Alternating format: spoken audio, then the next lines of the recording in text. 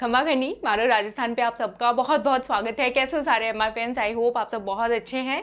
आज के crash course के 10th पार्ट में हमारा आज का टॉपिक रहेगा आरटीआई, ठीक है, जिसमें हम पहले एमसीक्यूज करेंगे। बहुत सारे फैक्ट्स आपके एमसीक्यूज के थ्रू ही क्लियर अप होते चले जाएंगे और लास्ट में जो मुझे लगता है जो पार्ट, जो थ्योरी, जो फैक्ट्स हम एमसीक्यूज के थ्रू कवर नहीं कर पाए तो उसके लिए मैंने आपके लिए नोट्स बनाए हैं। उन नोट्स के थ्रू हम लोग कवर करेंगे। जो हमारे मेंबर्स बोल रही हूँ, झंडू मामूर है, जो हमारे चैनल पे पहली बार आए हैं उनको बोल दूं मेरा नाम डॉक्टर तरुणा शर्मा है। अनअकैडमी प्लस पे एजुकेटर इन चीफ हूं मैं, ठीक है। ये मेरा प्रोफाइल है और आप सबके लिए स्टडी सिंप्लीफायर फॉर सक्सेस, ठीक है। और इसके साथ साथ आप मेरी बाकी सारी क्लासेस कहाँ पे देख सकते हो आरएस प्रीलिम्स एग्जाम के लिए, कॉलेज लेक्चरर एग्जाम के लिए, तो मैं आपको अपना शेड्यूल बताती हूँ। अनअकैडमी के लर्निंग ऐप पे आप लोग देख पाएंगे। सुबह 8 बजे डेली दर्पण टेस्ट सीरीज चलती है। ये टेस्ट सीरीज फ्री है, सबके लिए है, कोई भी आके इसको देख सकता है। MRP10 कोड बस आपको लगाना होगा। इसका लिंक मैं डिस्क्रिप्शन में देती हूँ। अभी आज से ही हमने राजस्थान आर्ट एंड कल्चर की क्लास स्टार्ट की है। राजस्थान लोक देवता लोक देवियों के ऊपर आज टेस्ट था। अगला टेस्ट आप लोगों का परसों होगा, यानी 3 तारीख को सुबह, और उसका भी लिंक मैं आप लोगों को डिस्क्रिप्शन में दे दूंगी, ठीक है। डिस्क्रिप्शन से अगर ज्वाइन नहीं हो पाता है तो आप लोग टेलीग्राम से ज्वाइन कर सकते हैं।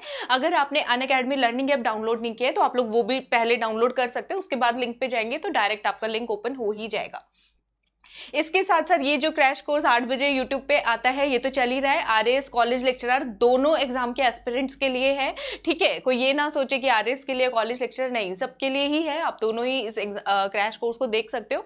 कभी कभी वीडियो लेट हो जाता है, उसके लिए माजरत, ठीक है। उसके साथ साथ प्लस पे अभी हमने राजस्थान इकोनॉमी आज से ही एक्सपीडिशन आरएस प्रीलिम्स का इंग्लिश मीडियम के लिए स्पेशली न्यू बैच हमने लॉन्च किया है, जिसमें मैं राजस्थान इकोनॉमिक सर्वे कराऊंगी। आज पहली क्लास हो गई है, किसी की मिस हो गई हो तो कल का ऑफ है, आप लोग ज्वाइन करके बैकलॉग पूरा कर सकते हैं और 3 तारीख से फिर लाइव मेरे साथ आप लोग प्लस कम्युनिटी में जुड़ सकते हैं। इसके साथ साथ ये स्पेशली मेरे एमआरपीएंस के लिए है, आप लोगों के इतने लव एंड अफेक्शन के लिए। आरएस प्रीलिम्स का जो भी एग्जाम दे रहे हैं, पता नहीं है मुझे क्यों, मेरा मन किया तो मैं करवा रही हूँ आप लोगों को। इंग्लिश मीडियम के बच्चों के लिए, साइंस के लिए 3 सितंबर से स्टार्ट कर रही हूँ मैं। ये फ्री कोर्स है, ये हर किसी के लिए, स्पेशली एमआरपीएंस के लिए है।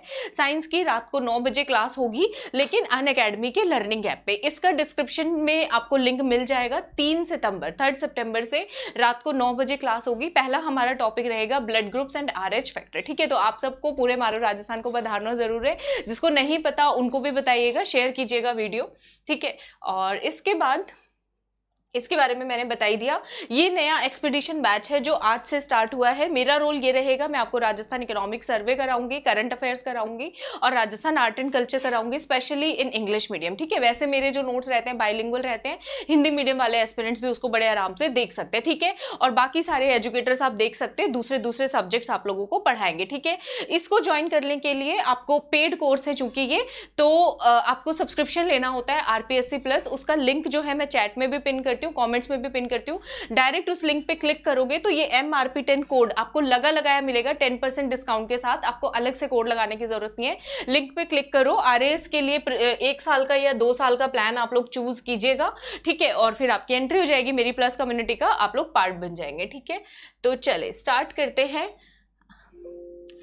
हाँ, 1 सेकेंड रुकिएगा। आरटीआई के आज हमें क्वेश्चंस करने हैं, आरटीआई के ऊपर, है ना। हाँ, तो आरटीआई के ऊपर 9 बजे साइंस का मैंने बता ही दिया है, ठीक है। इसमें मेरी कोशिश रहेगी मैं आपको थ्योरी एमसीक्यूज दोनों चीजें कराऊं, ठीक है। वैसे तो अभी सब लोग टेस्ट सीरीज दे रहे हैं, लेकिन मेरा पर्पस ये है जिन्होंने अभी तैयारी शुरू की है, मैं उस ऑडियंस को कैटर करना चाहती हूँ। टेस्ट आपको बहुत सारे मिल जाएंगे जिन्होंने अभी तैयारी शुरू की है, जो थ्योरी भी अभी करना चाहते हैं और चाहते हैं कि 50-60 डेज में आप लोगों का प्रीलिम्स निकल जाए, तो उनके लिए ये साइंस का शुरू किया है। जब साइंस का एक काफी हद तक मैक्सिमम सिलेबस हम लोग कवर कर लेंगे, फिर मैं आप लोगों के लिए इंडिया जीके भी लेकर के आऊंगी, ठीक है। मेरी प्लानिंग तो ये है, आप लोग बताइएगा प्लानिंग कैसी लग रही है आपको। कंटिन्यूटी डिपेंड करेगी आप लोगों के फीडबैक पे, आप लोगों के सपोर्ट पे, ऑब्वियसली, ठीक है। हाँ, तो पहला क्वेश्चन है, स्टेट चीफ इंफॉर्मेशन कमिश्नर होने के लिए या दूसरे इंफॉर्मेशन कमिश्नर्स होने के लिए क्या क्या क्वालिफिकेशन चाहिए होती है, ठीक है। यानी कि राज्य का मुख्य सूचना आयुक्त बनने के लिए आपको क्या क्या योग्यताएं होनी चाहिए। तो पहला ऑप्शन है यहाँ पे कि सिटीजन ऑफ इंडिया हो, भारत का नागरिक हो, कोई ऑफिस ऑफ प्रॉफिट ना होल्ड करे, कोई और लाभ का पद ना हो राज्य सरकार में या केंद्र सरकार में, सेंट्रल और स्टेट गवर्नमेंट में। मेंबर ऑफ पार्लियामेंट या मेंबर ऑफ लेजिस्लेचर भी नहीं होना चाहिए, यानी कि संसद या विधानसभा का कोई भी जो है पार्टिसिपेटरी मेंबर ना हो।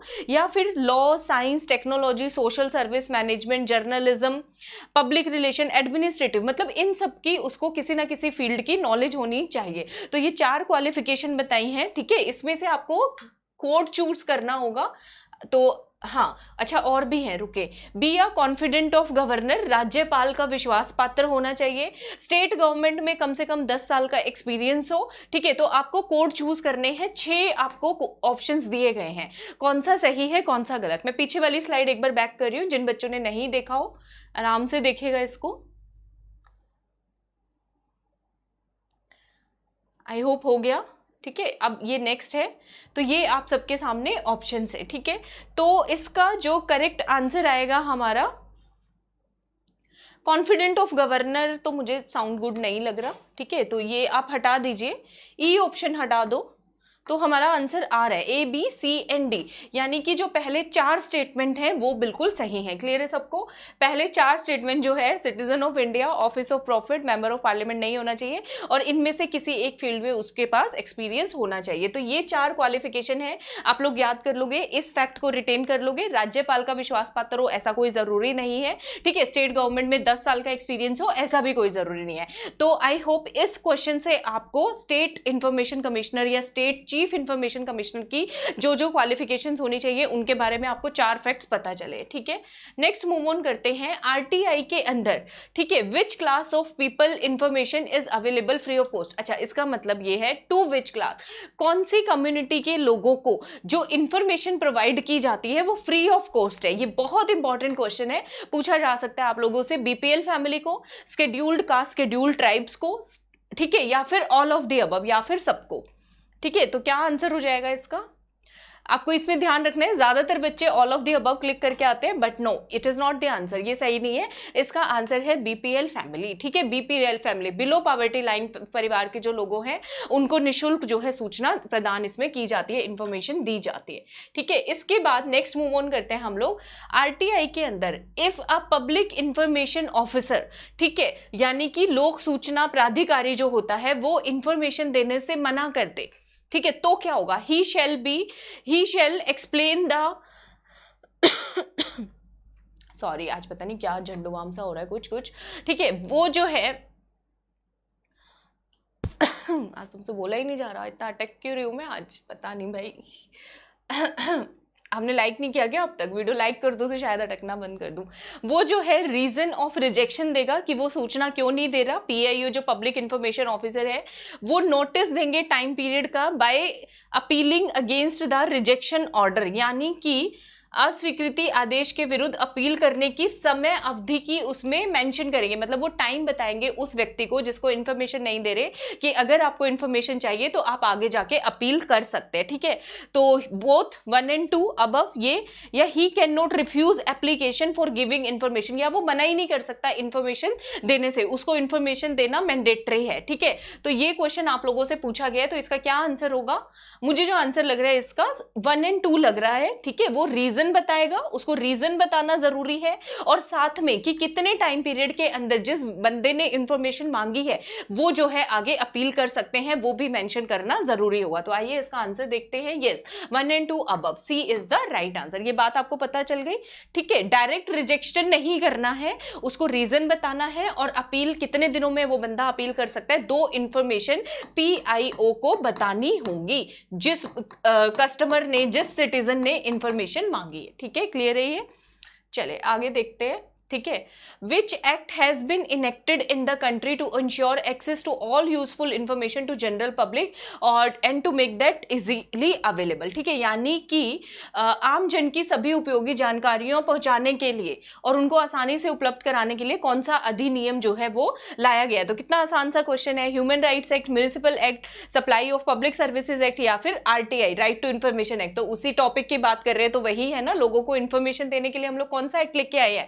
RTI, right to information act, ठीक है, इसका आंसर हो जाएगा राइट टू इंफॉर्मेशन एक्ट। ये फंडामेंटल राइट जो है हमें आर्टिकल 19 के तहत हमें ये चीज जो है मिली है। ठीक है, जो आर्टिकल 19 में जो हमारे पास फ्रीडम्स है उसके तहत। ठीक है, हाँ, ये पहला ऐसा आर्टिकल है, ये भी याद रख लेना, ये भी क्वेश्चन पूछ सकते हैं आपसे, जो कि पब्लिक ऑफिसर की, जो लोक सेवक होते हैं, पब्लिक ऑफिसर, पब्लिक अधिकारी होते हैं, जन अधिकारी, उनकी सीधी सीधी डायरेक्ट अकाउंटेबिलिटी को फिक्स करने का काम कर रहा है। ठीक है, डायरेक्ट अकाउंटेबिलिटी को, यानी कि सीधी जवाबदेही। अभी तक क्या होता था, ब्यूरोक्रेट्स होते थे, जवाबदेही कोई है ही नहीं। ठीक है, वो सिर्फ मिनिस्टर्स को अकाउंटेबल हुआ करते थे। ठीक है ना, ऐसा ही होता था।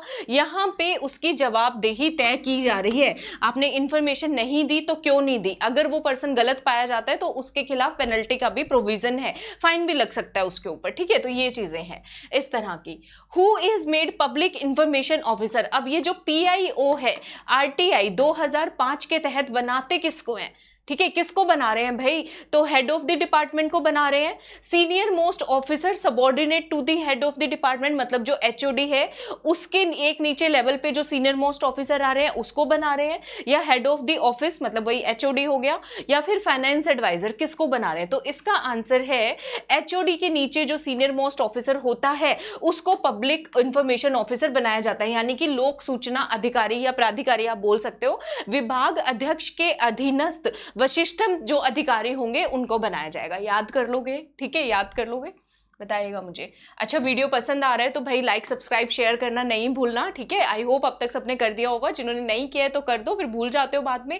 शेयर जरूर किया कीजिए वीडियो को, मुझे अप्रिसिएशन मिलता है अगर आप लोग शेयर करते हैं वीडियो को, मुझे अच्छा लगता है। ठीक है, आज पता नहीं मैं क्या ही बोले जा रही हूँ। State information commission, national information commission is ये एक लीगल बॉडी है, वैधायिक बॉडी है, ऑटोनॉमस बॉडी है, कॉन्स्टिट्यूशनल बॉडी है, या फिर both A and B, legal और ऑटोनॉमस दोनों है। देखो, लीगल का मतलब है स्टैट्यूटरी, जो किसी कानून के तहत बॉडी बने, तो ये आरटीआई एक्ट 2005 के तहत बनी है, तो स्टैट्यूटरी बॉडी है और इसको कहीं ना कहीं अपना काम करने की ऑटोनॉमी भी है, इसके पास इंडिपेंडेंस भी है, तो ऑटोनॉमस भी होगी।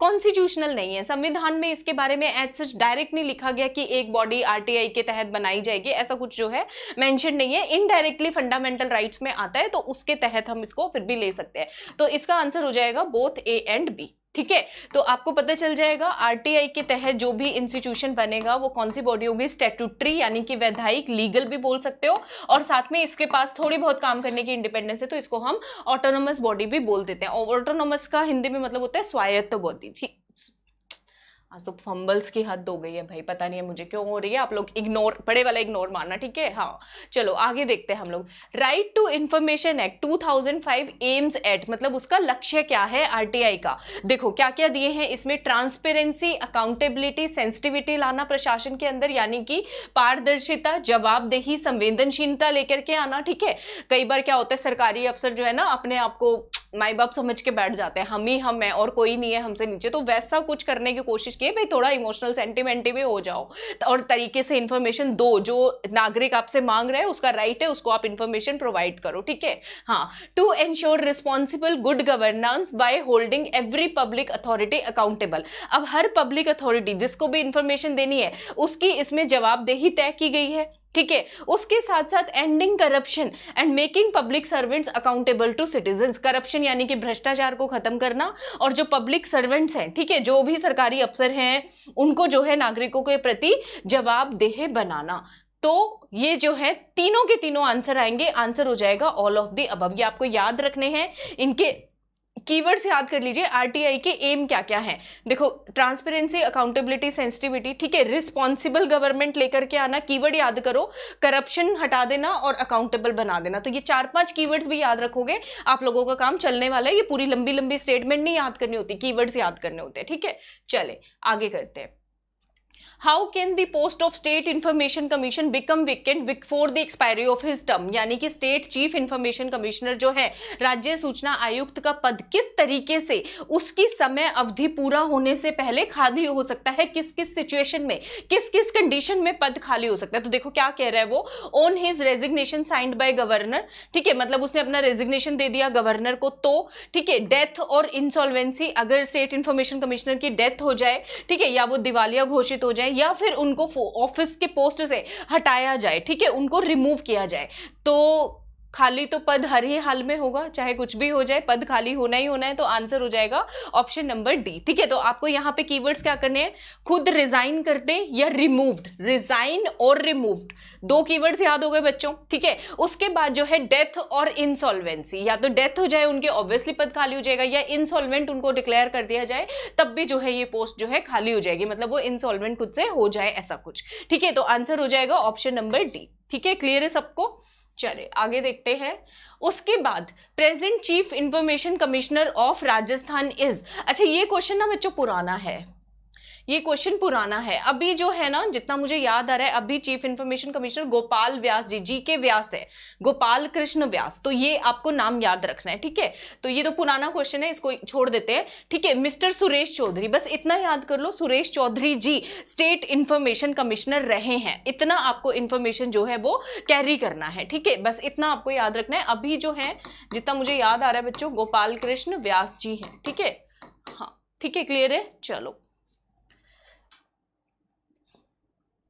ये सारे पुरानी इंफॉर्मेशन है तो इसलिए मैं नहीं करा रही हूं, इसमें बस आपको यही याद रखना है। एक और जो है इसमें सेंट्रल चीफ कमिश्नर बताए हुए हैं रामकृष्ण माथुर, इसकी डिटेल को बस रीड ही कर देना, ज्यादा रहने दो क्योंकि पुराना क्वेश्चन है ये, ठीक है। अच्छा, मेन ऑब्जेक्टिव आरटीआई का क्या है, पॉलिटिकल रिफॉर्म्स, राजनीतिक स्तर पर कोई रिफॉर्म लेकर के आना, लीगल रिफॉर्म्स करना, सोशल इंटीग्रेशन करना, या ट्रांसपेरेंट एडमिनिस्ट्रेशन। तो ऑब्जेक्टिव पहले ही हम 5-6 कीवर्ड्स याद कर चुके हैं, उनमें से जो वर्ड दिया हो वो आपका ऑब्जेक्टिव होगा, खुद का दिमाग नहीं लगाना वहां पे। अच्छा पॉलिटिक्स बहुत सुधर जाएगी, सुधर गई क्या आरटीआई के खिलाफ? पॉलिटिकल पार्टीज के खिलाफ कोई इंफॉर्मेशन मांग सकते हो क्या आप? बताओ जरा मुझे, ठीक है। लीगल रिफॉर्म्स, कानूनों में बहुत ज्यादा कुछ बदलाव आ गया, या फिर समाज में हमारा सारा ताना बाना बुन दिया गया, ऐसा कुछ हुआ नहीं। तो आपको वहां पे ऑब्जेक्टिव में जो हमने शुरू में पढ़े हैं टर्म, पॉलिटिक्स में क्या चलता है, जब भी आप पॉलिटी के क्वेश्चन सॉल्व करते हो हमें बाय द बुक चलना होता है, जो किताब में वर्ड्स लिखे हैं उसी के अकॉर्डिंग जो है हमारा 95% आंसर जाएगा, ठीक है। तो इसका आंसर हो जाएगा ट्रांसपेरेंट एडमिनिस्ट्रेशन। क्या आंसर हो जाएगा बच्चों? पारदर्शी प्रशासन, ठीक है। हाँ मेरे याद कर लोगे, आई होप याद कर लोगे। आरटीआई जो है किस चीज से रिलेटेड है, कौन सी पर्सनैलिटी से रिलेटेड है? अच्छा आरटीआई से रिलेटेड कौन सी पर्सनैलिटी है जिनका रोल है आरटीआई एक्ट लेकर के आने में? अरुंधति रॉय, अरुणा रॉय, रंजना कुमारी राजस्थान से, या फिर गिरिजा व्यास। तो इसका आंसर आप सबको पता होगा, अरुणा रॉय, ठीक है। मुझे लग रहा है क्योंकि इसकी मेन शुरुआत अपने राजस्थान से ही हुई है आरटीआई की, तो इसका आंसर क्या हो जाएगा? अरुणा रॉय, ठीक है। पता है ना सबको? नहीं पता तो अभी और डिटेल्स भी आएंगी इसकी। एमकेएसएस से रिलेटेड थी, मजदूर किसान संघ से इन्होंने पूरा मतलब उसको प्रोटेस्ट किया था राइट टू इंफॉर्मेशन लाने के लिए, तो वो सारी चीजें, ठीक है। आरटीआई के तहत सिटीजन्स को कौन कौन से अधिकार अवेलेबल है? अब पता तो चल गया आपको आरटीआई, लेकिन आरटीआई में आप क्या क्या चीजें मांग सकते हो ये तो पता होना चाहिए हमें। राइट टू इंफॉर्मेशन मिलेगी आपको, guarantee delivery of Rajasthan public services, right to Rajasthan public hearing, या फिर ऑल ऑफ द अबव। मतलब आपको राजस्थान लोक सेवाओं के प्रदान करने की गारंटी, जो पब्लिक सर्विसेज होती है वो सारी मिलेंगी, और पब्लिक हियरिंग, आपको जन सुनवाई का अधिकार मिलेगा, या फिर ऑल ऑफ द अबव। क्या आंसर होगा? ये बहुत थोड़ा सा अच्छा सा क्वेश्चन है, बताइएगा। हो गया?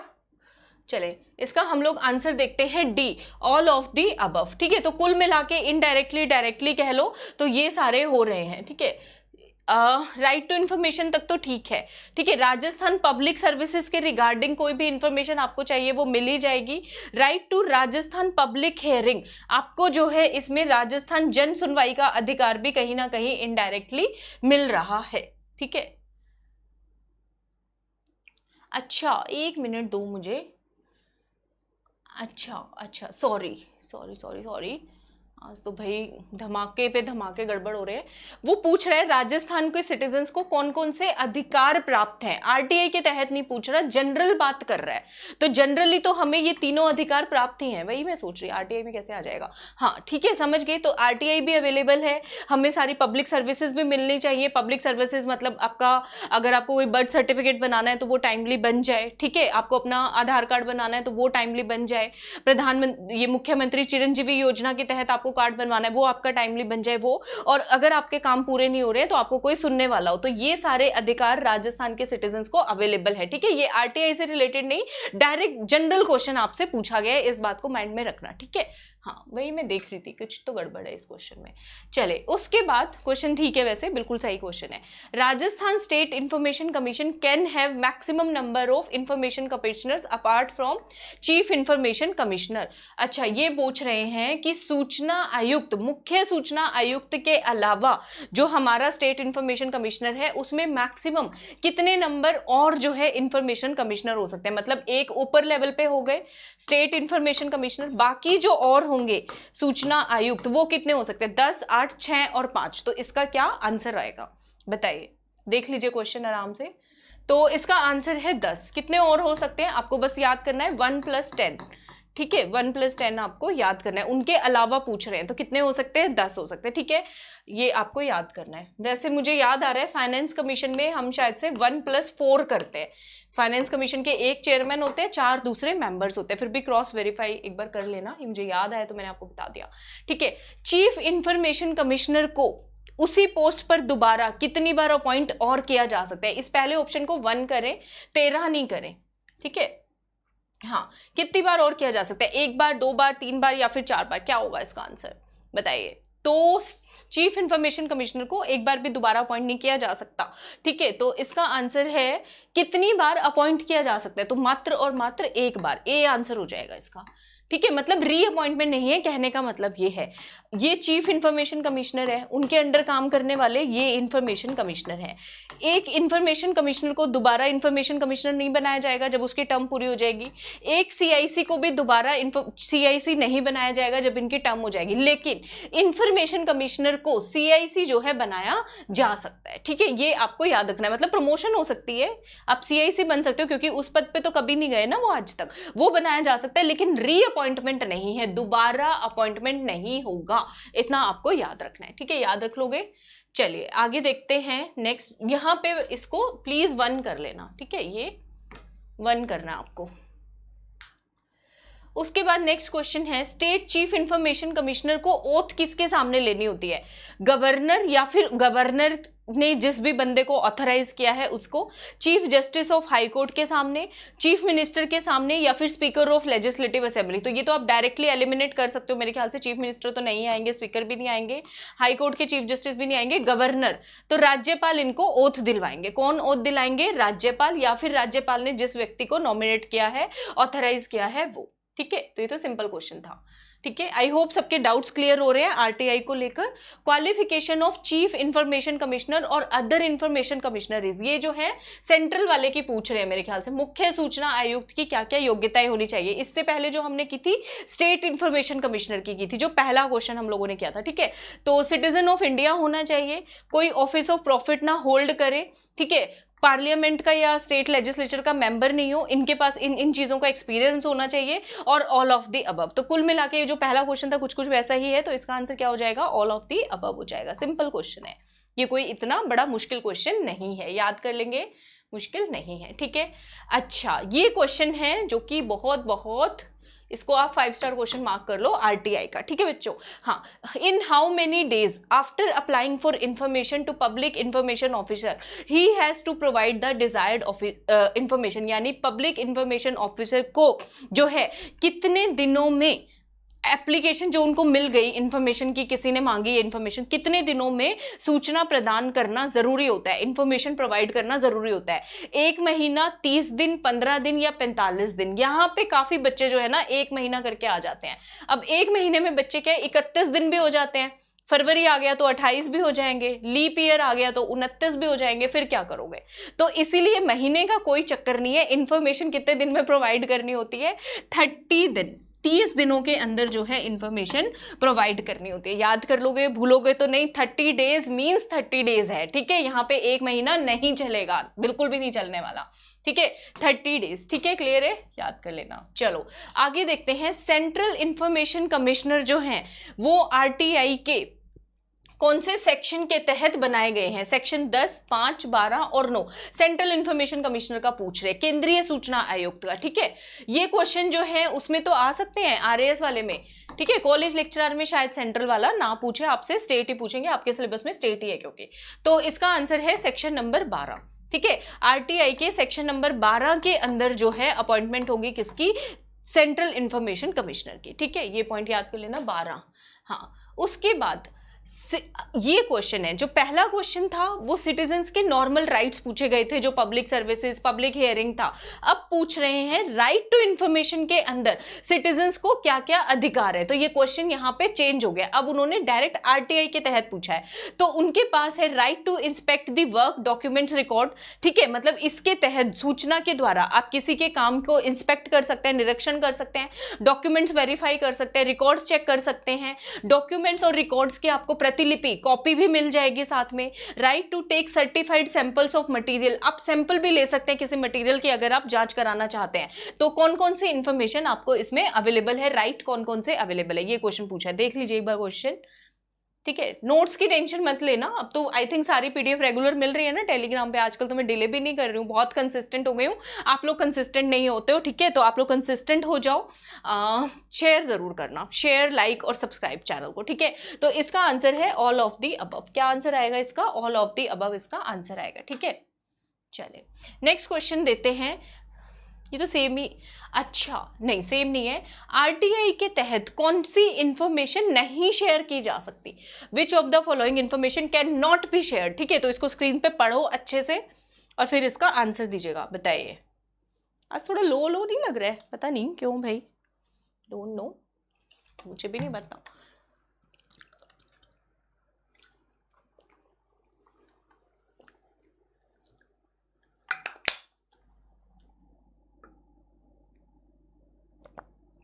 हाँ, आज थोड़ा सेशन लंबा जा सकता है क्योंकि मैं सोच रही हूँ आरटीआई कंप्लीट कर लें भाई। ठीक है हम लोग। हाँ, अगर वो इंफॉर्मेशन हमारे देश की सॉवर्निटी, इंटीग्रिटी से रिलेटेड हो, यानी कि देश की संप्रभुता और अखंडता से रिलेटेड हो, तो दे देंगे क्या किसी को? ऐसे तो नहीं दे देंगे, खाला जी का घर तो नहीं समझा हुआ हमने। Related to security of state, अगर हमारी सुरक्षा की बात हो तो दे देंगे, ऐसे ही ऐसे भी नहीं देंगे। Related to pending department inquiry, अगर किसी व्यक्ति के खिलाफ डिपार्टमेंट की, उसकी विभागीय कार्यवाही चल रही है तो उसके खिलाफ भी इंफॉर्मेशन देना उचित तो नहीं है। तो इसका आंसर हो जाएगा ऑल ऑफ द अबव। इनमें से किसी के भी खिलाफ मतलब रिलेटेड इंफॉर्मेशन जो होगी वो आरटीआई के अंदर शेयर करना अलाउड नहीं है, उसमें एग्जम्पशन है, छूट मिली हुई है। ठीक है, ये आपको याद रखना है। नेक्स्ट क्वेश्चन है, आरटीआई 2005 पूरे देश के अंदर इफेक्टिव कब हुआ है? तिथि पूछ रहे हैं तो डेट इंपॉर्टेंट है इसकी, वेरी वेरी इंपॉर्टेंट है। 15 जून 2005, 12 अक्टूबर, 30 नवंबर, 14 नवंबर, क्या है इसका आंसर? बताओ, चलो शाबाश। एनर्जी मोड में वापस आते हैं हम लोग। 12 अक्टूबर 2005 याद कर लोगे, 12 अक्टूबर 2005। ठीक है, 12 अक्टूबर 2005 याद रख लेना इसको भाई, डेट पूछी जा सकती है एग्जाम में। From which date some of the provisions of RTI passed by central government first came into effect. अच्छा, मतलब कि 12 अक्टूबर से क्या बोला उसने पिछले क्वेश्चन में? पूरे देश में लागू हुआ, मतलब जब शुरू में लागू हुआ था तो सारे क्लोजेस वगैरह पास नहीं हुए थे। ठीक है, तो वो शुरू वाली डेट इस क्वेश्चन में वो आपसे पूछ रहा है। ठीक है, तो 15 जून 2005, 18 अक्टूबर तो हो नहीं सकता, 12 को तो पूरे देश में हो गया, तो ये तो उसके बाद वाली डेट है, एलिमिनेट कर दो उठा के। 12 जुलाई या फिर 12 अप्रैल, तो इसका आंसर जो है मुझे लग रहा है 12 अप्रैल होगा। देखते हैं, नहीं 15 जून है भाई, इसको सही करो, सॉरी। तो इसका आंसर है 15 जून 2005। पहले कब आया ये? शुरू में 15 जून 2005 को, फिर कुछ इसके फैक्ट्स रह गए थे, पॉइंट्स रह गए थे, तो उसके बाद आने के बाद ये 12 अक्टूबर को पूरे देश में लागू हुआ। क्वेश्चन ध्यान से पढ़ लेना। आरटीआई के लिए हमें कितनी डेट्स याद करनी है? 2 डेट याद करनी है। 15 जून 2005, सन तो सेम ही है, डेट आपको याद करनी है 15 जून 12 अक्टूबर। ठीक है, हाँ चलिए अगला क्वेश्चन देखते हैं। First chief information commissioner of state, Rajasthan के पहले चीफ इंफॉर्मेशन कमिश्नर कौन थे, मतलब राज्य मुख्य सूचना आयुक्त कौन थे? इंद्रजीत खन्ना, एमडी कोरानी और एनके जैन और या फिर अमरजीत सिंह। तो इसका आंसर है एमडी कोरानी। ऐसे लगता है ना किसी शेरलॉक होम्स वाले बंदे का नाम हो, एमडी कोरानी। ठीक है, तो आपको याद करना है एमडी कोरानी। ठीक है, चले आगे देखते हैं नेक्स्ट क्वेश्चन। कितने क्वेश्चन है? Under RTI who is appointed authority in every government department, मतलब अच्छा आरटीआई 2005 के तहत जिस भी ऑफिसर को, ठीक है, सूचना प्रदान करने का अधिकारी बनाया जाता है, उसको हम बोलते क्या है, उसको एक पद तो दोगे ना, बनाओगे, ऐसे खाली पीली तो नहीं बना दोगे किसी को भी। लोक सूचना आयुक्त बोलते हो उस पद को, लोक सूचना सचिव यानी कि पब्लिक इंफॉर्मेशन सेक्रेटरी बोलते हो, पब्लिक इंफॉर्मेशन ये क्या बोलते हैं, आयुक्त मतलब कमिश्नर बोलते हो, क्या लिखा है, हाँ कमिश्नर। लोक सूचना अधिकारी पब्लिक इंफॉर्मेशन ऑफिसर बोलते हो, या लोक सूचना प्रशासक पब्लिक इंफॉर्मेशन एडमिनिस्ट्रेटर बोलते हो। तो चारों ऑप्शन से देखो क्या बोलेंगे, तो ये तो मेरे ख्याल कई दफा बता चुकी हूँ। ठीक है, तो इसका क्या आंसर होगा, पीआईओ पब्लिक इंफॉर्मेशन ऑफिसर बोलते हैं। और किसको अपॉइंट करते हैं पब्लिक इंफॉर्मेशन ऑफिसर, जो डिपार्टमेंट एचओडी जो होता है उससे लोअर लेवल पे सबऑर्डिनेट जो सीनियर मोस्ट ऑफिसर होते हैं उनको बनाया जाता है पीआईओ पब्लिक इंफॉर्मेशन ऑफिसर। लोक सूचना अधिकारी या प्राधिकारी भी बोल सकते हो, चलेगा। ठीक है, अब आपको एक चीज और याद करनी है इसमें कि कौन से सेक्शन के अंदर लिखा हुआ है कि पीआईओ कौन होगा।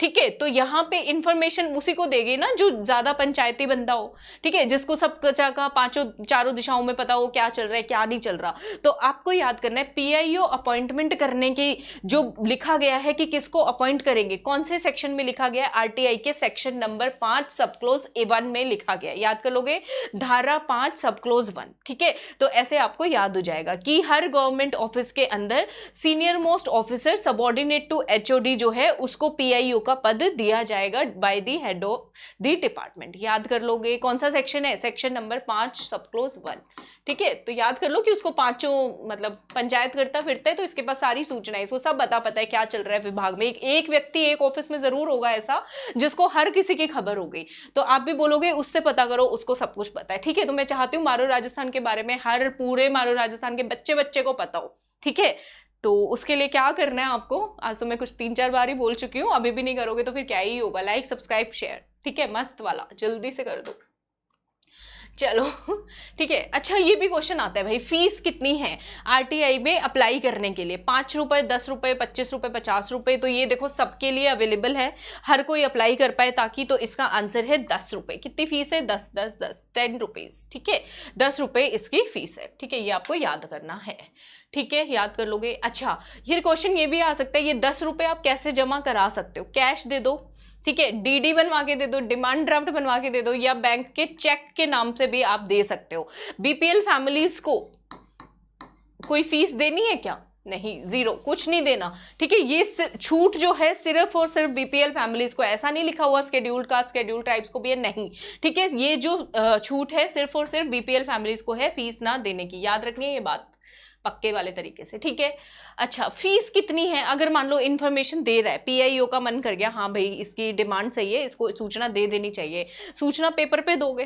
ठीक है, पेपर पे भी दो सकते हो ना, तो वो जो A3 A4 साइज का पेपर है उसकी फीस दोगे, तो उसकी फीस आप किससे वसूलते हो, उस बंदे से वसूली जाती है। ठीक है, तो कितने रुपए आप उससे लोगे, 5 रुपए एक पेज के, 10 रुपए, 4 रुपए, या फिर 2 रुपए। तो इसका आंसर मेरे ख्याल से 2 रुपए पर पेज है, एक पेज के 2 रुपए लेंगे हम उससे। कितने लेंगे, 2 रुपए लेंगे, देख लेते हैं फिर भी, हाँ 2 रुपए है। ठीक है, कितने लेंगे, एक पेज के 2 रुपए हम लोग उससे लेने वाले हैं। नेक्स्ट क्वेश्चन देखते हैं। हाँ, आरटीआई के लिए फाइनल अपील। ठीक है, पीआईओ ने मना कर दिया, ठीक है, पीआईओ के बाद किसी ने अपील कर दी, फाइनल अपील आखिरी दरवाजा कौन सा है, जैसे न्याय मांगने आखिरी दरवाजा सुप्रीम कोर्ट जाते हो ना, तो आरटीआई का आखिरी दरवाजा कौन सा है, स्टेट इंफॉर्मेशन कमिश्नर, एचओडी के पास चले जाओगे, सुप्रीम कोर्ट पहुंच जाओगे सीधा, चीफ सेक्रेटरी, मुख्य आयुक्त, आयुक्त ही होते चीफ सेक्रेटरी, मुख्य सचिव के पास पहुंच जाओगे, कौन कहां जाओगे, तो हाईएस्ट एपिलेट अथॉरिटी इसके अंदर कौन सी है, राज्य सूचना आयोग। अब यहाँ पे ऑप्शन यही दिया हुआ है, तो राज्य सूचना आयोग इसका आंसर आएगा। ठीक है, याद कर लोगे, सेंट्रल में भी जा सकते हो, स्टेट इंफॉर्मेशन कमिश्नर। ठीक है, state information commissioner is the highest authority. चले आगे देखते हैं।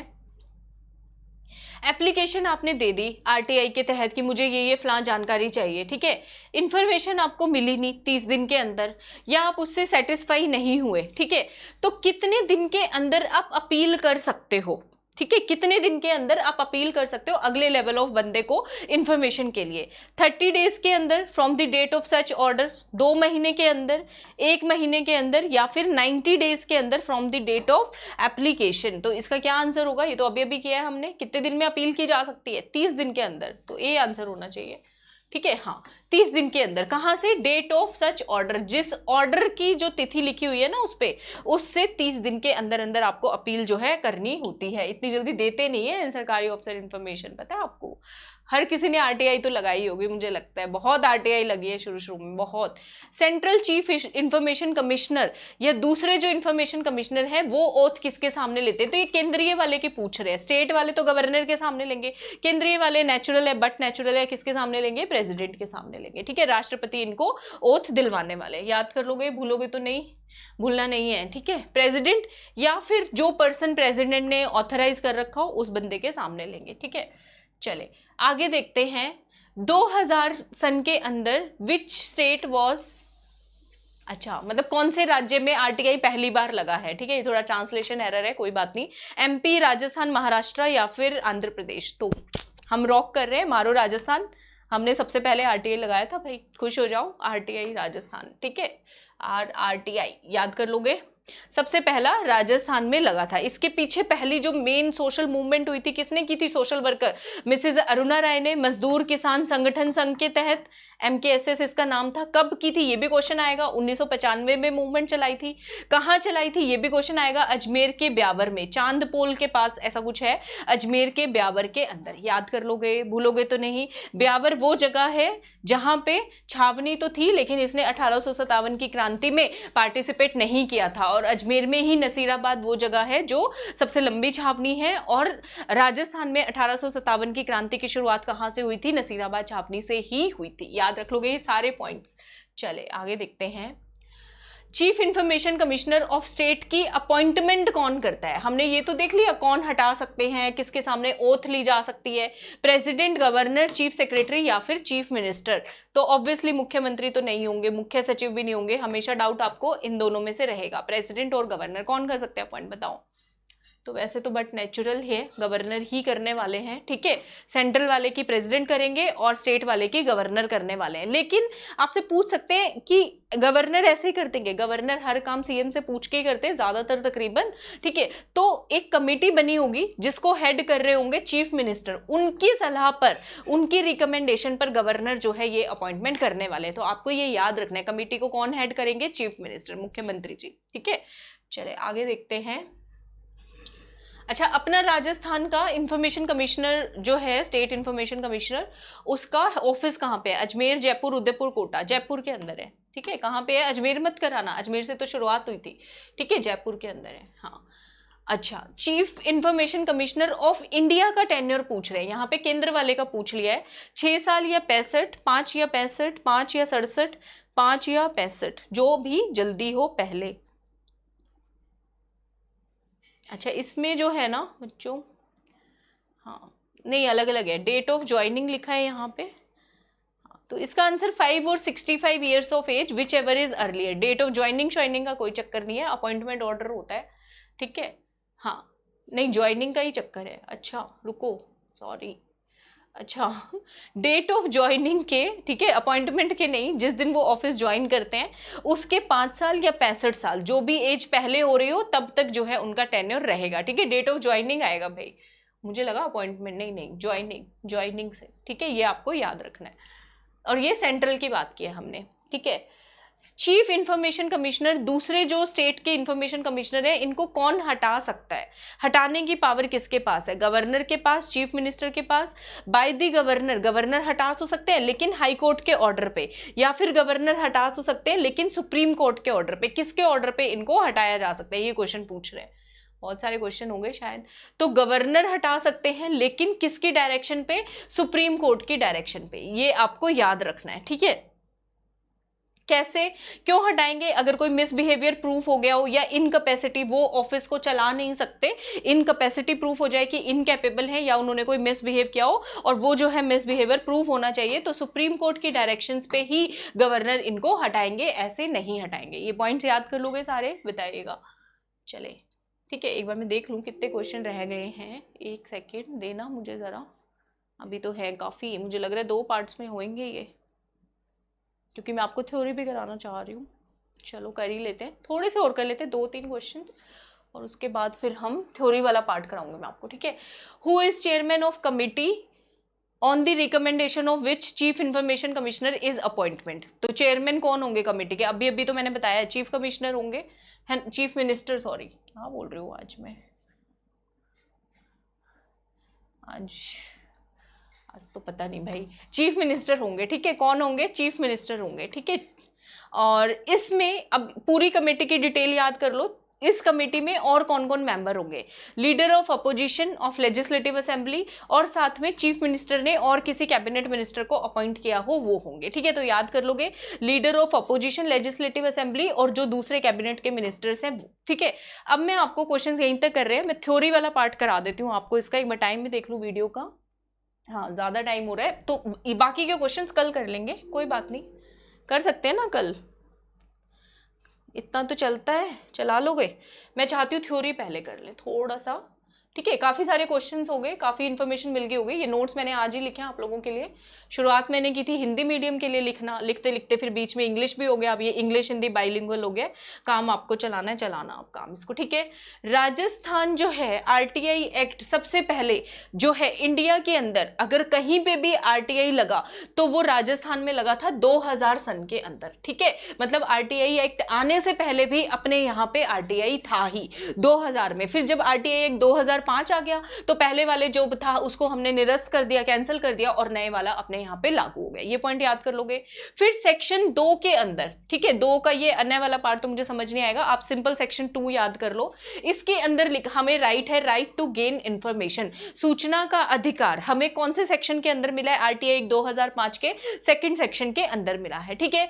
फिर सेक्शन 2 ग सब क्लोज है, आप सीधा सेक्शन याद कर लो। उसके अंदर भी मैंने बताया ना पीआईओ की डिटेल कि पब्लिक इंफॉर्मेशन ऑफिसर कौन होगा, लोक सूचना प्राधिकारी कौन होगा, वो कौन से सेक्शन के अंदर बात लिखी गई है? सेक्शन 5, जो ज्यादा पंचायत करता है। तो सेक्शन 5 सब क्लोज 1 के अंदर ये बात लिखी गई है, ठीक है। इतना याद कर लोगे। उसके बाद सेक्शन 3 के अंदर ये है कि आरटीआई एक्ट किस किस को अवेलेबल है इस भारत के अंदर। तो इस भारत के हर नागरिक को सूचना का अधिकार है। कोई छोटा बच्चा भी चाहे तो आरटीआई लगा सकता है, ठीक है, जो सिटीजन होना चाहिए। तो ये किस में लिखा गया है? सेक्शन 3 के अंदर लिखा गया, याद कर लोगे। 2 के अंदर लिखा गया हमें इंफॉर्मेशन लेने का अधिकार है। 5(1) के अंदर लिखा गया पब्लिक इंफॉर्मेशन ऑफिसर बताया गया कौन होगा कौन नहीं होगा। सेक्शन 3 के अंदर क्या लिखा गया है? सभी नागरिकों को, ऑल सिटीजन्स को ये अधिकार अवेलेबल है। सेक्शन 4 के अंदर क्या लिखा गया है? सूचना कि पीआईओ जो है उसके लिए कंपलसरी है कि वो सारी डॉक्यूमेंट्स जो है प्रोवाइड करेगा, ठीक है, कि वो डॉक्यूमेंट्स के अंदर इंफॉर्मेशन देगा। ऑल डॉक्यूमेंट्स को प्रोवाइड करना जो है, अच्छा नहीं नहीं नहीं, आज तो बहुत गड़बड़ हो रही है भाई, पता नहीं है, मुझे इग्नोर करना भाई, आज झंडू बाम बहुत हो रहे हैं मेरे साथ। सेक्शन 4 में क्या लिखा हुआ है मैं दोबारा से बताती हूँ। पब्लिक इंफॉर्मेशन ऑफिसर की ये ड्यूटी है कि जितने भी डॉक्यूमेंट्स हैं सरकारी दफ्तर के, अपने विभाग के, उसको वो जो है ज्यादा से ज्यादा क्या करके रखे? कंप्यूटराइज करके रखे अपने ऑफिस के, ठीक है। तो ये ऑल डॉक्यूमेंट्स कंप्यूटराइज्ड हो, इस चीज को वो अश्योर करे जितने डॉक्यूमेंट्स हो सकते हैं ये, ठीक है। उसके बाद फीस की बात हमने करी ली, 10 रुपए फीस है। 3 तरीके हैं, चेक, डीडी और जो है चेक, डीडी और कैश, सीडी आ गया मतलब इसमें, ठीक है। सेक्शन 6 के अंदर क्या प्रोविजन है? धारा 6 के अंदर एप्लीकेशन और आवेदन जो है आप किस फॉर्मेट में अप्लाई कर सकते हो?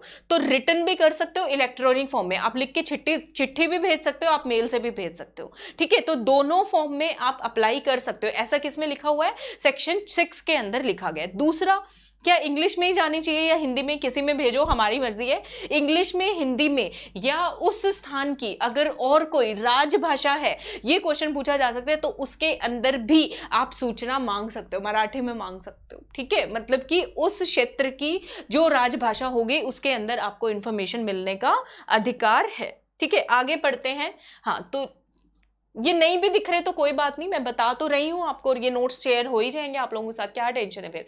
लिखित, इलेक्ट्रॉनिक, अंग्रेजी, हिंदी, राजभाषा, ठीक है। बीपीएल वालों को निशुल्क मिलेगी, ये पॉइंट हमने कर ही लिया है। A4 A3 जो साइज होगा वो 2 रुपए 1 पेज मिलेगा, ये भी मैंने बता दिया।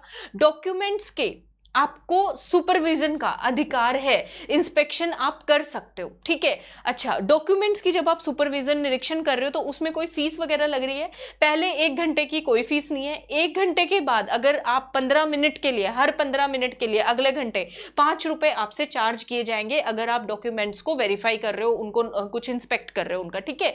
आफ्टर 1 आवर हर 15 मिनट के लिए 5 रुपए आपसे लिए जाएंगे, ठीक है। ये एक पॉइंट था जो मुझे आप लोगों को बताना था। अच्छा, उसके बाद नेक्स्ट देखते हैं, सेक्शन 7 पे आ गए हम। सेक्शन में लिखा हुआ है मैक्सिमम टाइम, कितने टाइम में इंफॉर्मेशन प्रोवाइड करनी है, तो ये हमने कर ही लिया 30 दिन के अंदर, ये तो कर लिया। सेक्शन ने क्या था, तो सेक्शन नंबर 7 है, धारा 7 में टाइम की बात लिखी गई है, याद कर लोगे। अगर किसी की लाइफ को खतरा है, ठीक है, थ्रेट टू लाइफ है या उसकी स्वतंत्रता को खतरा है, तो आपको इंफॉर्मेशन 48 घंटे के अंदर अंदर देनी है। ये पॉइंट नहीं किया था, 2 दिन के अंदर अंदर हमें वो इंफॉर्मेशन देनी है, ठीक है। उसके बाद सेक्शन 7, धारा तो 7 ही है लेकिन उसका सब क्लॉज है 8। इसके अंदर अगर आप रिजेक्शन ऑफ एप्लीकेशन करते हो, हमने किया ना, पीआईओ रिजेक्ट भी कर सकता है, लेकिन क्या खाली पीली मजा कर सकता है? नहीं, उसको रीजन बताना पड़ेगा और अपील, अगली अपील कितने दिन में हो सकती है वो इंफॉर्मेशन प्रोवाइड करनी होगी। तो रीजन और इंफॉर्मेशन रिलेटेड टू अपील वो उस ऑफिसर को बकायदा बतानी होगी। तो ये कौन से सेक्शन में है? सेक्शन 7 सब क्लोज 8 के अंदर लिखा गया, ठीक है। धारा 8 के अंदर वो सारे क्लोजेज हैं जब इंफॉर्मेशन शेयर नहीं की जाएगी, ठीक है। तो सिक्योरिटी, इंटीग्रिटी, सॉवरेनिटी, इन सब चीजों से रिलेटेड जो हो, फॉरेन रिलेशन मेंटेन करने से रिलेटेड हो, जिस इंफॉर्मेशन से कोई खतरा हो सकता हो, तो वो सारी इंफॉर्मेशन इसमें आ जाएगी। तो सेक्शन 8 शनि का नंबर होता है, ऐसे इंफॉर्मेशन थोड़ी दे देंगे, तो जहां जहां पे नहीं देनी वहां नहीं देंगे भाई, ठीक है। अच्छा, उसके बाद धारा 9 के अंदर लिखा गया है कॉपीराइट से इंफॉर्मेशन जो रिलेटेड है उसको भी पीआईओ देने से मना कर सकते हैं, ठीक है। सेक्शन नंबर 9 के अंदर information not to be given related to copyright, अगर किसी के कॉपीराइट का हनन हो रहा है वहां पे, तब भी वो इंफॉर्मेशन शेयर नहीं की जाएगी, और इसके लिए अलग से सेक्शन है, सेक्शन नंबर 9, ठीक है। उसके बाद देखो, 7 में हमने 2-3 चीजें पढ़ी। सेक्शन 7 में टेन्योर पढ़ा 30 दिन के अंदर, और फिर लाइफ को खतरा हो या फिर फ्रीडम की बात हो रही है तो 48 घंटे। 7 सब क्लोज 8 पढ़ा, रिजेक्शन की बात लिखी हुई। अब 7 सब क्लोज 9 सेक्शन भी है, धारा 7 सब क्लोज 9, इसमें लिखा गया है इंफॉर्मेशन उसी फॉर्मेट में दी जाएगी जिस फॉर्मेट में अगले बंदे ने मांगी है, जिस प्रारूप के अंदर सूचना मांगी गई है उसी प्रारूप के अंदर सूचना दी जाएगी। मतलब वो ऑनलाइन फॉर्म में मांग रहा है या फिर वो पेपर फॉर्म में मांग रहा है, तो जैसा भी वो मांग रहा है उस फॉर्म में इंफॉर्मेशन उनको दी जाएगी, ठीक है। बोर तो नहीं कर दिया आज मैंने आपको बहुत, कोई बात नहीं, पर कभी कभी हो जाते हैं भाई बोर, भी पढ़ना तो है ही, ठीक है। तो सेक्शन 19 के अंदर क्या लिखा हुआ है, धारा 19 ऑफ आरटीआई, पहली अपील आप कब कर सकते हैं वो लिखा हुआ है, ठीक है। अगर आपको टाइम पीरियड में अपील इंफॉर्मेशन ना मिले 30 दिन के अंदर, तो आप पहली अपील कर सकते हो, या फिर अगर जो आपको सूचना मिली है उससे आप संतुष्ट नहीं हो, अनसेटिस्फाइड हो, तब भी आप अपील कर सकते हो। 30 दिन के अंदर करनी है, on receiving of order, order receive करने के 30 दिन के अंदर अंदर आप अगले जो नेक्स्ट लेवल का सीनियर ऑफिसर है पहले उसको अपील करोगे, ठीक है।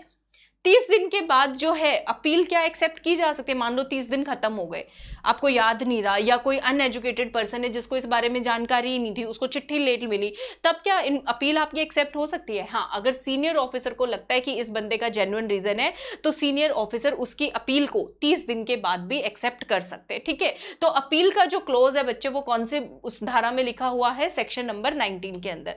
दूसरी अपील कहां करोगे आप, जब पहली अपील जो है आपको उसका ऑर्डर मिल गया, पहली अपील से जो इन्फॉर्मेशन मिलनी थी मिल गया, आप सेटिस्फाइड नहीं हो, आप दोबारा अपील करना चाहते हो, जो भी है, तो वो 90 दिन के अंदर, पहली अपील के ऑर्डर रिसीविंग के 90 दिन के अंदर दूसरी अपील की जा सकती है। और दूसरी अपील आप कहां कर सकते हो, सीधा स्टेट इंफॉर्मेशन कमिश्नर में करना है, राज्य सूचना आयोग में, वहां कर लो, सेंट्रल में करना चाहते हो वहां कर लो, आपकी मर्जी है। सेंट्रल इंफॉर्मेशन कमिश्नर, दोनों में से एक में कहीं भी कर सकते हो, स्टेट इंफॉर्मेशन कमीशन में और सेंट्रल इंफॉर्मेशन कमीशन में, जहां आपका दिल करे वहां करो, ठीक है। ये भी हो गया। अच्छा, नेक्स्ट क्या रह गया, हाँ, अब जो है 19 सब क्लोज 3 के अंदर लिखा गया है स्टेट इंफॉर्मेशन कमिश्नर और जो सेंट्रल इंफॉर्मेशन कमीशन है वो अपील को 90 दिन के बाद भी एक्सेप्ट कर सकते हैं अगर उनको लगता है रीजन जो है जेन्युइन है, ठीक है। 19 का सब क्लोज 7 जो है उसमें लिखा गया है स्टेट इंफॉर्मेशन कमीशन का और या फिर सेंट्रल इंफॉर्मेशन कमीशन का जो भी डिसीजन आएगा वो फाइनल और बाइंडिंग होगा। वो कैसा होगा? फाइनल और बाइंडिंग होगा, ठीक है। ये पॉइंट याद कर लोगे। 20 के अंदर आ जाओ, 20 नंबर 420 नंबर की बात आ गई, किसी ने इंफॉर्मेशन नहीं दी, जानबूझ के दी, किसी पब्लिक इंफॉर्मेशन ने कुछ जानबूझ के गड़बड़ घोटाला कर दिया तो उसके ऊपर फाइन लगेगा, ठीक है। कितना फाइन लगेगा? अगर वो गिल्टी पा दिया जाता है तो एक दिन के हिसाब से 250 रुपए पेनल्टी है, जितने दिन उसने लेट किया या कुछ भी, या टोटल उस पर 25,000 रुपए जुर्माना ठुक जाएगा, या फिर अगर गवर्नमेंट सरकार जो थोड़ी ज्यादा सीरियस हो गई तो उसके खिलाफ डिसिप्लिनरी अनुशासनहीनता का एक्शन भी लिया जा सकता है, ठीक है। तो मुझे देख लेने दो, सारे हो गए पेजेस? यस, सारे हो गए। अच्छा, लेटेस्ट इसमें अमेंडमेंट क्या चल रहा है? लेटेस्ट क्वेश्चन आ सकता है, पॉलिटिकल पार्टीज की इंफॉर्मेशन मांग सकते हो क्या? नहीं। तो अरे अभी क्यों खत्म हो रहे हो? आरटीआई अमेंडमेंट बिल आया था एक 2013 के अंदर। इसमें ये था पॉलिटिकल पार्टीज को आरटीआई के दायरे से जो है क्या कर दिया गया है? बाहर कर दिया गया है, ठीक है। एक 2017 में भी प्रोविजन आया था कि क्लोजर कर दिया जाएगा केस का अगर जो है in case of death of applicant can lead to more attacks on the lives of whistle blower. अच्छा, जो कुछ लोग होते हैं जो लोगों की भलाई के लिए, विसल ब्लोअर जो होते हैं, समझ गए ना, जो मतलब गुप्त होकर इंफॉर्मेशन मांगते हैं अपनी आइडेंटिटी छुपाए बिना, वो अगर लगता है उनकी लाइफ को कोई खतरा है, ठीक है, तो इसमें जो है क्लोजर, केस को क्लोज कर दिया जाएगा इन case of death of applicant. उस एप्लीकेंट की जो डेथ है उससे क्या हो सकता है? विसल ब्लोअर्स की लाइफ को खतरा हो सकता है। तो ये एक प्रोविजन आया था। एक आरटीआई 2018 का अमेंडमेंट है, इसमें ये था, ये आ चुका है, सेंटर को ज्यादा पावर दी गई थी कि इनकी सैलरीज भी चेंज किया जा सकता है, state information, central information commissioner की। अभी तो स्टेटूटरी प्रोटेक्शन है, मतलब कानून में लिखा गया है इनकी सैलरी कौन डिसाइड करेगा, इनकी सैलरी कहां से जाएगी। तो ये राइट सेंटर ने पीछे अपने पास ले लिए थे और इससे कहीं ना कहीं state information commission, central information commission की जो ऑटोनॉमी है वो थोड़ी सी डायल्यूट हो ही गई थी, मतलब वो कम हो गई थी, ठीक है। और ये भी कर दिया गया था इंफॉर्मेशन कमिश्नर का जो फिक्स्ड 5 ईयर का टेन्योर है उसको गवर्नमेंट जब भी चाहे क्या कर सकती है? चेंज कर सकती है, ठीक है। तो इसके बाकी क्वेश्चन कल कराऊंगी। मेरे ख्याल आज के लिए अच्छा खासा बड़ा लेक्चर हो गया, बोर तो किया है मैंने, सॉरी उसके लिए। फिर भी वीडियो अच्छा लगा हो लाइक सब्सक्राइब शेयर कर देना, नीचे अपने कॉमेंट्स दीजिएगा वीडियो में, मुझे अच्छा लगता है, पढ़ती हूँ मैं आपके कॉमेंट्स, सबके रिप्लाई ना करूँ तो हार्ट तो जरूर देती हूँ, ठीक है। चलो अगली वीडियो में मिलती हूँ, तब तक आप सबको मेरी तरफ से घनी घनी राम राम।